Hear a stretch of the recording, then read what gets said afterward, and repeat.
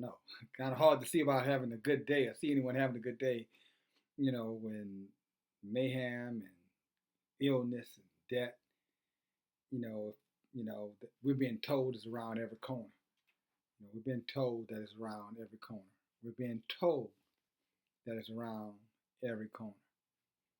But it's stuff I'm sure to be having such a great day. But still, we have to talk about things that matter. We have to talk about things that are relevant, to our livelihoods, to things that relate to our futures and the futures of our children, and how this country and the decisions that are being made today is going to affect them and us tomorrow. And I say this because I want to reference or move right into what happened with the Fed today, Federal Reserve. As you guys know, they cashed in all of their chips. I mean, they went in. I want to say they went in neck deep. They went under. They went head first, casting it all. We will do anything that we can do. We will do it to get you to put your money back where we can snatch it away from you again. I mean, what's that old saying? Fool me once, shame on you. Fool me twice, shame on me. You know what I'm saying? That's kind of how this felt to me when I saw that. Okay, these guys, the market is already telling them that it's overpriced. That it's a bubble. It's overinflated. It's that's what the market is set up to do. The market gauges people's spending habits. It gauges the price of goods, right? The consumer buying index, right? Purchasing index. That's what the market is set up to do, supposedly. supposedly, you know. But man, that's the cover story.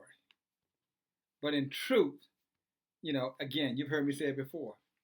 It is one of the biggest successful Ponzi schemes in the history of mankind. It makes you wonder how they did it 2,000 years ago. How did they get the masses to invest in invest all their resources to enrich, the already filthy rich? I wonder how they did that 2,000 years ago, 4,000 years ago. I'm sure they had some clever ways of doing it as well. And maybe, these are the children of those, clever, minded individuals. And when I use the word clever, I want you to think of the word clever in its purest definition. Get your Webster out and look up the word clever. And don't stop at the first definition. Go down, look at 3 or 4 other definitions of it, and you'll find out that it's called, deceitful, wicked, sly, cunning, not to be trusted, untrustworthy, etc. But I'll stop right there because I want to give you some more information on exactly what happened today and how they're trying to sucker many of us back into the market, and those of us who are in the market trying to keep you to stay in the market when you should really get out of the market or at least reduce your investments. I mean, to a bare minimum. If you have a 401, if your company has a 401 for you, investment portfolio, you need to pull back as far as you can pull back without. If your contribution is 7%, 10%, 15%, if the minimum is 3%, you need to go to 3%. You need to go there right now before you end up with zero, nada. But let me give you some information. This is from the Wall Street Journal today. Okay, the Fed steps up. The Fed steps up. See how cunning they are? They step up, like they're stepping up. They're stepping up to the challenge. They're gonna make things right. They're stepping up. Cleverness. The Fed steps up, but can't save the economy on its own. I guess you can't when you're backed up by Fed, currency.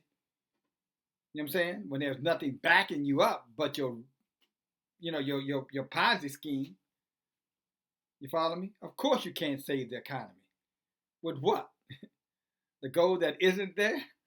The silver that really isn't there? The paper that's not even worth the I guess the paper that is printed on? Serious. Okay? Let me read further. the Federal Reserve is pulling out all the stops to help the economy. Now it needs the rest of the government to play along, interesting word to use, by enacting a physical stimulus. Now I wonder who's going to get that stimulus money. I got a strange feeling the same people got that stimulus money the last go round. Remember the big three auto corporations? Remember all of the banks, the too big to fail banks? Remember all those people who got their bonuses even though they had robbed and plundered and misinvested your resources, and how they didn't miss one bonus check? And when Obama was called on it, he said, well, we got to do what we got to do because at the end of the day, nobody can do it but them. Remember that how all of us felt like suckers? You remember that? And that's what now the Fed is saying, well, time to do it again, guys. It's been a while now. It's been about 12 years. The idiots among us, they've forgotten about it. So let's give it one more, gallant try. Let's give it one old try for the coach. The dying coach. One more, come on, one more push. We're going to push you right into the bottomless pit of poverty and slavery, financial slavery. Debt is what they call it. It goes on to say, the Fed on Monday announced a major expansion to its lending programs. It said that the purchase of the Treasury and mortgage securities will now be essentially without limit. Will now be, and to those, it added commercial mortgages-backed securities. It relaunched the Crisis-Era Term Asset-Backed Securities Lending Facility, or TALF. They love their little acronyms. Under which it will lend money to investors to buy securities backed by small businesses and student loans. Sounds like subprime lending all over again. The housing bubbles, you guys remember that?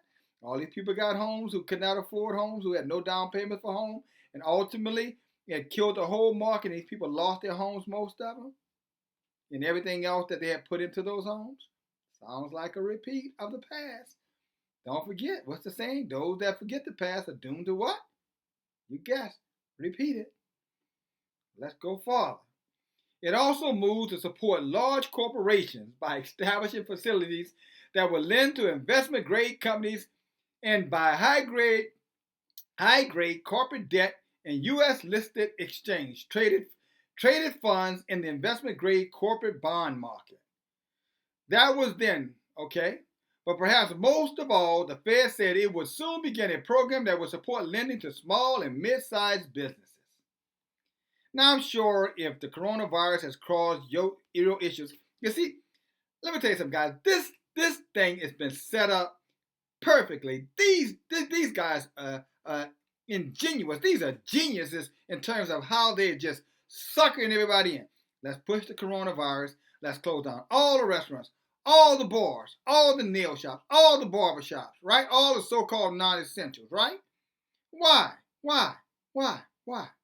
Because those are the small business, mid-sized businesses. And if you close them down, they can't make any money. And then after a while, when you tell them, okay, we'll lend you some money, then all of a sudden now these small businesses, these places, the so-called non-essentials are now desperate. They got to go out. They got to take this money. And then when they take this money and they can't pay the government back, it's going to be like the movie Goodfellas. Remember? You can't pay me? Or if you can't pay your rent, F you. Give him, not my problem. You can't pay this, F you. It's not my problem. Give it. And you can't do this, F you. It's not my problem. And in the end, when they've drained these small businesses of everything and they own everything they have, then they're going to laugh and just ride off into the sunset again, enriched at our gullibleness in terms of not seeing this tsunami that they set up, that they're hoping that you and I cannot see and fall into. And I will say this to you, guys, under no circumstances, I can't even say it. I'm sorry. I am so sorry. As they were saying, you're laughing to keep from crying. I am so sorry. Because you know what I wanted to say? Guys, don't take the bait. But how can they not take the bait if they shut your business down for months and months and months? You see where this is going, right? This is the perfect storm for them, guys. They're going to come up with this vicious disease, but you can go to the grocery store. There's vicious disease, you can go to the hospital. There's vicious disease, you can go to the pharmacy. There's vicious disease, you can go walk around parks. But you can't go to the barbershop. You can't go to the hairdresser.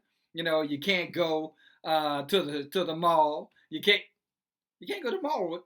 Isn't the mall like going to the grocery store? I mean, aren't you going to be around people in both? Oh, I digress. Right? You can't go eat out. You can't go to the bars. All these places who depend upon you and I's patriotism, right? All these places now somehow or another you can't go to these things because the virus will get you if you go there, but the virus ain't gonna get you if you go to the grocery store. See, the boogeyman don't come to the grocery store. The boogeyman only go to the restaurants. See, this is becoming clear to me, and I hope it's becoming clear to you. You know what I'm saying? What they were saying, if it looks like crap and it smells like crap, it is crap. And this is starting to stink right now, guys. This is starting to stink. Pulling you in. All of us, I might add.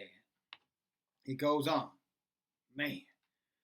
Perhaps the most important of all, the Fed said it would soon begin a program that will support lending to small and mid-sized businesses. These are the ones that have been at the epicenter of the novel coronavirus crisis. The restaurants and barbers and shops that first logged a dramatic decline in sales as people took up social distancing themselves. And then, I see the lie they just told. Did you take up not going to the barber on your own? Did you take up not going to the beauty salon on your own? Did you take up any of this stuff on your own? No, you were told not to go. These people were told they had to close. These people were threatened that if they did not close their businesses, they would lose their business permits, their business licenses. But they just told a big lie right here saying that we decided not to go to these places. You see what I'm saying? Cognitive dissonance, right? Just spinning the ship. Uncomfortable truths for convenient lies. Is there something? Let me read that to you again. Let's see. See, here it is. These are the ones that have been at the epicenter of the novel coronavirus crisis. The restaurants and barbers and shops that first logged a dramatic decline in sales as people took up social distancing measures, and then as more state and local authorities announced shutdowns. So in other words, they're saying we stopped going, and then the governments stopped supporting them and said, well, since ain't nobody going anyway, shut them down. Go ask any barber, any beauty salon, or any of these restaurants that they voluntarily say we're shutting down. Because y'all ask us, their customers. These guys are vicious, wicked people that have no morals whatsoever. And it's really sad. They will lie to your face. People are reading this out of the Wall Street Journal. That's where I'm reading from right now. Every now and then I would like to back it up so you know where I'm going at with this stuff. Okay.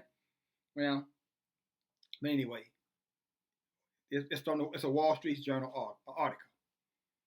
Lying to the masses, taking advantage of the masses. So what am I saying as I wrap this thing up? The market was down almost 700% today. I mean, it's in the 18,000s now. And I'm talking about it is burning, and it is burning fast. And they're going to do everything to drain to get every dollar that you ever invested in that market. And then once they got every dollar you put into that market, they're going to turn right back around and lend you more money. And then when you can't pay them back, they're going to take your businesses. After they've gotten all of your money from trying to pay them back, then when you finally say, I don't have any enough, screw you, pay me.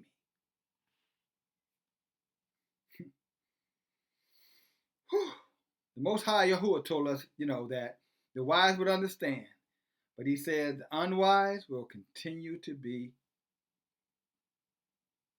taken advantage of, I guess, for lack of a better word. It didn't say it exactly like that. It said the wise would understand, but the unwise will continue to be duped. All right, guys. Okay. Now you know. DFG. Sure, I'll be talking to you real soon.